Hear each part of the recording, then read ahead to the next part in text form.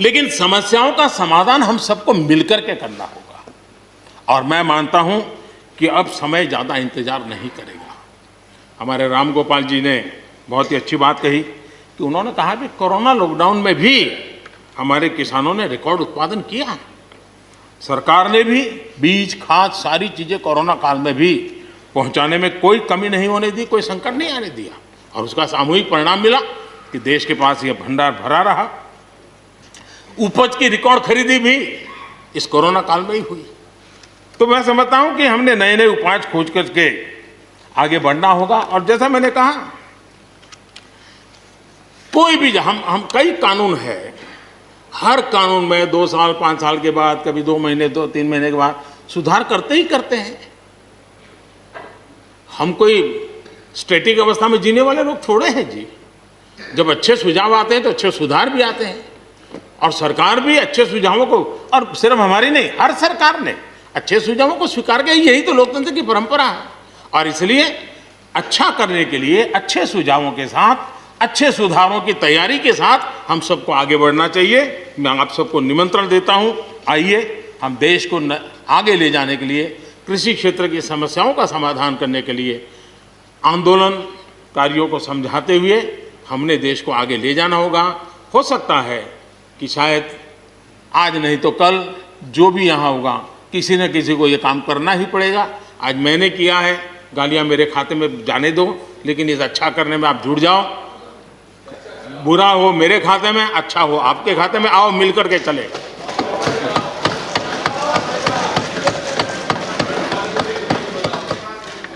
और मैं लगातार, हमारे कृषि मंत्री जी लगातार किसानों से बातचीत कर रहे हैं, लगातार मीटिंगें हो रही हैं, और अभी तक कोई तनाव पैदा नहीं हुआ है। एक दूसरे की बात को समझने का, समझाने का प्रयास चल रहा है। और हम लगातार आंदोलन से जुड़े लोगों से प्रार्थना करते हैं कि आप आंदोलन करना आपका हक है, लेकिन इस प्रकार से बुजुर्ग लोग वहाँ बैठे, ये ठीक नहीं है। आप उनको सबको ले जाइए, आप आंदोलन को खत्म कीजिए। आगे बढ़ने के लिए मिल बैठ करके चर्चा करेंगे, रास्ता खुले है। ये सब हमने कहा है। मैं आज भी इस सदन से माध्यम से भी निमंत्रण देता हूं। आदरणीय सभापति जी, ये बात निश्चित है, हमारी खेती को खुशहाल बनाने के लिए फैसले लेने का ये समय है। इस समय को हमने गंवा नहीं देना चाहिए। हमें आगे बढ़ना चाहिए, देश को पीछे नहीं ले जाना चाहिए। पक्ष हो, विपक्ष हो, आंदोलनरत साथी हो, इन सुधारों को हमने मौका देना चाहिए और एक बार देखना चाहिए कि इस परिवर्तन से हमें लाभ होता है कि नहीं होता है। कोई कमी हो तो उसको ठीक करेंगे, और कहीं ढिलाई है तो उसको कसेंगे। ऐसा तो है नहीं कि सब दरवाजे बंद कर दिए बस। और इसलिए मैं कहता हूं, मैं विश्वास दिलाता हूं कि मंडियां अधिक आधुनिक बने, अधिक प्रतिस्पर्धी होगी। इस बार बजट में भी उसके लिए हमने प्रावधान किया है। इतना ही नहीं, एमएसपी है, एमएसपी था, एमएसपी रहेगा। इस सदन की पवित्रता समझे हम।